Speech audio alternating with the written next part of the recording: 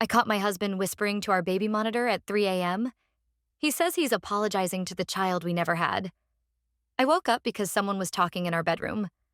Not loud enough to understand, just a low, broken murmur close to my ear. For a second, I thought it was a dream, one of those leftover nightmares from the hospital years ago. Then I realized the voice wasn't in my head. It was at the foot of the bed.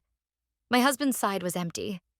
The only light in the room came from the little blue ring of the baby monitor on the dresser. It shouldn't even have been plugged in. He'd insisted we keep it for later, and I'd been too tired to argue. "Honey?"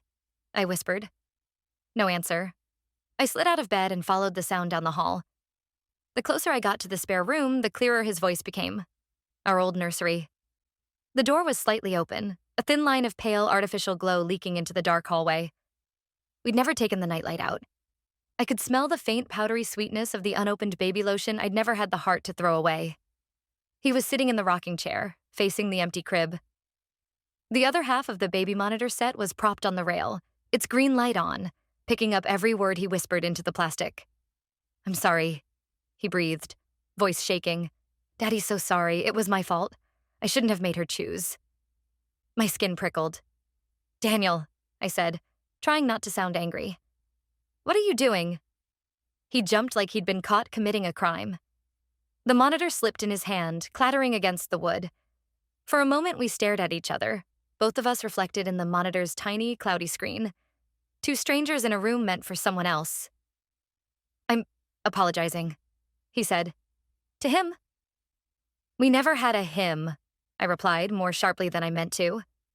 "We lost a pregnancy at 8 weeks. There is no baby in this house." His eyes flicked back to the crib. "You don't hear it?" he asked quietly. "Hear what?" "The crying," he whispered, through the monitor. I was about to snap that it was just static when the monitor on the crib crackled. A thin hiss, then a high, warbling sound slid through the speakers. It didn't quite sound like crying. Not fully. It sounded like something trying to learn how. Then another noise joined it. A tiny voice, distorted and grainy, whispering one clear word. "Daddy."